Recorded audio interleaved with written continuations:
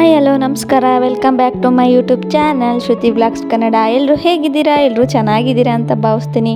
ನಾನು ಕೂಡ ಚೆನ್ನಾಗಿದ್ದೀನಿ.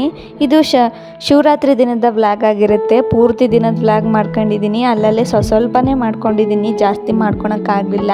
ಯಾಕಂದರೆ ಹೊರಗಡೆ ಹೋಗ್ಬೇಕಾದ್ರೆ ಜಾಸ್ತಿ ಇದನ್ನು ವೀಡಿಯೋನ ಮಾಡ್ಕೊಳಕ್ಕಾಗಲ್ಲ. ಸೊ ಅದಕ್ಕೆ ಎಷ್ಟಾಗುತ್ತೋ ಅಷ್ಟನ್ನು ನಾನು ಟ್ರೈ ಮಾಡಿ ಮಾಡ್ಕೊಂಡಿದ್ದೀನಿ. ಇದು ಭಾನುವಾರದ ವ್ಲಾಗ್ ಆಗಿರುತ್ತೆ. ಬೆಳಗ್ಗೆಯಿಂದನೇ ವ್ಲಾಗ್ನ ಸ್ಟಾರ್ಟ್ ಮಾಡ್ಕೊಂಡಿದ್ದೀನಿ. ಬೆಳಗ್ಗೆ ಎದ್ದ ತಕ್ಷಣ ಇದ್ದೇ ಇರುತ್ತಲ್ವ ಕೆಲಸಗಳು, ಆ ಕೆಲಸಗಳನ್ನೆಲ್ಲ ಮುಗಿಸ್ಕೊಂಡು ದೇವ್ರ ಪೂಜೆನೂ ಕೂಡ ಈ ಥರ ಮುಗಿಸ್ಕೊಂಡಿದ್ದೀನಿ. ಇನ್ನು ಸಿಂಪಲ್ಲಾಗೆ ಟಿಫನ್ಗೆ ಪಲಾವ್ ಮಾಡ್ಕೊಂಡಿದ್ದೆ. ಪಲಾವ್ ಜೊತೆಗೆ ಸ್ವಲ್ಪ ವಡೆ ಕೂಡ ಮಾಡ್ಕೊಂಡಿದ್ದೆ. ಅದನ್ನು ಕೂಡ ಮಾಡಿಕೊಂಡು ಟಿಫನ್ ಎಲ್ಲ ಮುಗಿಸ್ಕೊಂಡು, ಇವತ್ತು ಶಿವರಾತ್ರಿ ಇರೋದ್ರಿಂದ ದೇವ್ರ ದರ್ಶನ ಮಾಡಬೇಕು, ಶಿವನ ದರ್ಶನ ಮಾಡಬೇಕು ಅಂತ ಹೇಳ್ತಾರೆ. ಅದಕ್ಕೋಸ್ಕರ ನಾವು ಕೂಡ ಕೊಟ್ಟೂರಲ್ಲಿ ತೇರಿತ್ತು, ತೇರಿಗೆ ಹೋಗೋಕ್ಕಾಗಲಿಲ್ಲ. ಅದಕ್ಕೋಸ್ಕರ ಇವತ್ತಾದರೂ ಹೋಗಿ ಬರೋಣ ಅಂದ್ಕೊಂಡು ಹೊರಟಿದ್ದೀವಿ. ಇನ್ನು ಫೈನಲ್ ಆಗಿ ಹಠ ಮಾಡಿಕೊಂಡು ಕೊಟ್ಟೂರಿಗೆ ಹೊರಟ್ವಿ. ಕೊಟ್ಟೂರಿಗೆ ಹೋದ್ಮೇಲೆ ಅಲ್ಲಿ ನೋಡಿದರೆ ರಶ್ ಇರಲ್ಲ ಅಂದ್ಕೊಂಡು ಹೋದ್ವಿ. ಅಲ್ಲಿ ನೋಡಿದರೆ ತುಂಬ ಅಂದರೆ ತುಂಬ ರಶ್ ಇತ್ತು.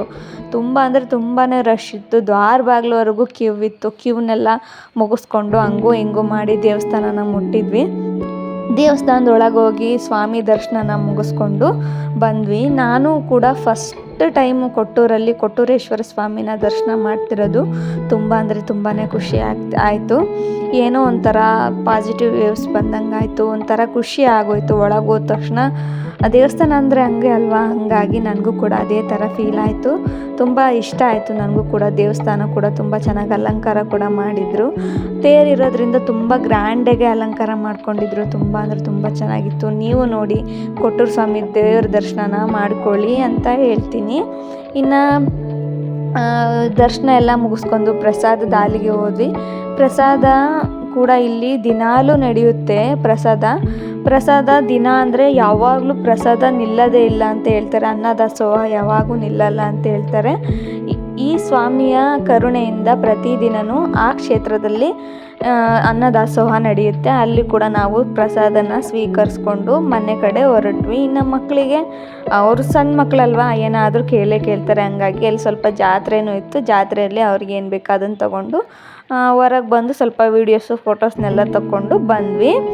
ಇನ್ನು ಮನೆಗೆ ಹೊರಡ್ಬೇಕಾರೆ ಇವರು ಚೇಷ್ಟೆಗಳು. ನನ್ನ ಮಕ್ಕಳಿಗೆ ಈ ಥರ ಹೊರಗಡೆ ಹೋಗೋದಂದರೆ ತುಂಬಾ ಇಷ್ಟ. ತುಂಬ ದಿನದ ಮೇಲೆ ಕರ್ಕೊಂಡು ಹೋಗ್ತೀವಿ. ಹಂಗಾಗಿ ತುಂಬಾ ಇಷ್ಟಪಟ್ಟು ನಮ್ಮ ಜೊತೆ ತುಂಬ ಚೆನ್ನಾಗಿ ಎಂಜಾಯ್ ಮಾಡ್ತಾರೆ. ಇನ್ನು ಮನೆಗೆ ಬಂದಮೇಲೆ ಈ ಥರ ಸಾಮಾನುಗಳ್ನ ತಗೊಂಬಂದಿದ್ರು ನನ್ನ ಮಕ್ಕಳು. ಅದ್ರ ಜೊತೆಗೆ ನಮ್ಮ ಅಜ್ಜಿ ಹತ್ರ ಬೈಕೊಂಡು ಆಡ್ಕೊಂಡಿದ್ರು. ಹಾಗೆ ಅಲ್ವಾ ಮಕ್ಕಳು ಅಂದರೆ, ಅವರಿಗೆ ಯಾವ ಥರ ಇಷ್ಟ ಆಗುತ್ತೋ ಅದೇ ಥರನೇ ಇರ್ತಾರೆ ಅವರು. ಇನ್ನು ಮಕ್ಕಳ ಜೊತೆಗೆ ಆಟ ಆಡೋಷ್ಟರಲ್ಲಿ ಮಿನಿಮಮ್ ಅಂದ್ರೆ ಒಂದು 4:15 5 ಗಂಟೆ ಆಗೋಗಿತ್ತು. ಸಂಜೆ ಪೂಜೆ ಮಾಡಬೇಕಲ್ಲ ಅಂದ್ಕೊಂಡು ಬೇಗ ರೆಡಿಯಾಗಿ ಮತ್ತೆ ಪೂಜೆಗೆಲ್ಲ ತಯಾರಿ ಮಾಡ್ಕೊಂಡಿದ್ದೀನಿ. ಈ ಪೂಜೆಯಲ್ಲಿ ಏನು ವಿಶೇಷ ಅಂತಂದರೆ, ಈ ಮತ್ತಿಕಾಯಿ, ಈ ಕಾಯಿನ ದೀಪನ ಬೆಳಗಿಸೋದೇ ಒಂದು ದೊಡ್ಡ ವಿಶೇಷತೆ ಅಂತಲೇ ಹೇಳ್ಬೋದು. ಅಥವಾ ಅಮಾವಾಸ್ಯೆ ದಿನ ಅಥವಾ ಈ ಥರ ಶಿವನಿಗೆ ಪ್ರಿಯವಾದ ಒಂದು ಯಾವುದಾದ್ರೂ ಒಂದು ಹಣ್ಣಾಗಲಿ ಅಥವಾ ಈ ಥರ ಕಾಯಲ್ಲಿ ದೀಪ ಬೆಳಗೋದ್ರಿಂದ ಎಷ್ಟೋ ಇಷ್ಟಾರ್ಥಗಳು ಸಿದ್ಧಿಯಾಗುತ್ತೆ ಅಂತಲೇ ಹೇಳ್ಬೋದು. ಈ ಕಾಯಿ ಹೆಸರು ಬಂದು ಮತ್ತಿಕಾಯಿ ಅಂತಾರೆ. ಈ ಮತ್ತಿಕಾಯಿಯನ್ನು ಹೆಂಗೆ ಬೆಳಗಬೇಕು ದೀಪನ ಅಂದರೆ, ಅದರ ಮೇಲೆ ಮೂತಿ ಇರುತ್ತೆ, ಅಂದರೆ ತೊಟ್ಟು, ಆ ತೊಟ್ಟನ್ನ ತೆಗೆದು ಅದರೊಳಗೆ ಬೀಜ ಇರುತ್ತೆ. ಬೀಜನ ಹುಷಾರಾಗೆ ತಕ್ಕೋಬೇಕು. ಇದಕ್ಕೆ ಮೈ ತುಂಬ ಮುಳ್ಳು ಕೂಡ ಇರುತ್ತೆ. ಅದನ್ನೆಲ್ಲ ಕ್ಲೀನಾಗೆ ತಕ್ಕೊಂಡು ಅದರೊಳಗೆ ಎಣ್ಣೆ ಮತ್ತು ಬತ್ತಿನ ಹಾಕಿ ದೀಪನ ಬೆಳಗಿಸ್ಬೇಕು. ಈ ಥರ ಮಾಡೋದ್ರಿಂದ ಇಷ್ಟಾರ್ಥ ಸಿದ್ಧಿಯಾಗುತ್ತೆ ಅಂತಲೇ ಹೇಳ್ತಾರೆ. ಇನ್ನು ನಾವಿರುವಂಥ ಊರಲ್ಲಿ ಶಿವನ ದೇವಸ್ಥಾನ ಇದೆ. ಅದು ಶಿವಲಿಂಗ ಒಡ ಮೂಡಿರೋದ್ರಿಂದ ಅಲ್ಲಿ ಶಿವಲಿಂಗ ಕಾಣ್ತಾ ಇಲ್ಲ. ನಿಮಗೆ ದೂರದಿಂದ ತಗೊಂಡಿದ್ದೀನಿ, ಹಂಗಾಗಿ ಕಾಣ್ತಾ ಇಲ್ಲ. ಆ ಶಿವಲಿಂಗದ್ದು ಏನಪ್ಪ ಸ್ಪೆಷಾಲಿಟಿ ಅಂತಂದರೆ, ಅದು ವಿಜಯನಗರ ಸಾಮ್ರಾಜ್ಯದ ಕಾಲದಿಂದನೂ ಇದೆ. ಅದು ಒಡಮೂಡಿದೆ ಅಂತಲೇ ಹೇಳ್ತಾರೆ ಈ ದೇವಸ್ಥಾನದಲ್ಲಿರೋ ಶಿವಲಿಂಗನ. ಹಾಗಾಗಿ ತುಂಬ ವಿಶೇಷವಾಗಿ ಪೂಜೆನ ಮಾಡ್ತಾರೆ ಇಲ್ಲಿ.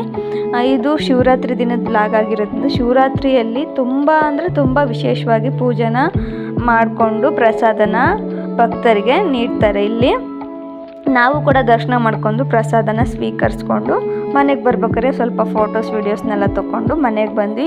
ಇದಾಗಿತ್ತು ಇವತ್ತಿನ ವಿಡಿಯೋ ಇಷ್ಟ ಆದರೆ ಸಬ್ಸ್ಕ್ರೈಬ್ ಮಾಡ್ಕೊಳ್ಳಿ, ಲೈಕ್ ಮಾಡಿ, ಶೇರ್ ಮಾಡಿ, ಕಮೆಂಟ್ ಮಾಡಿ. Thank you.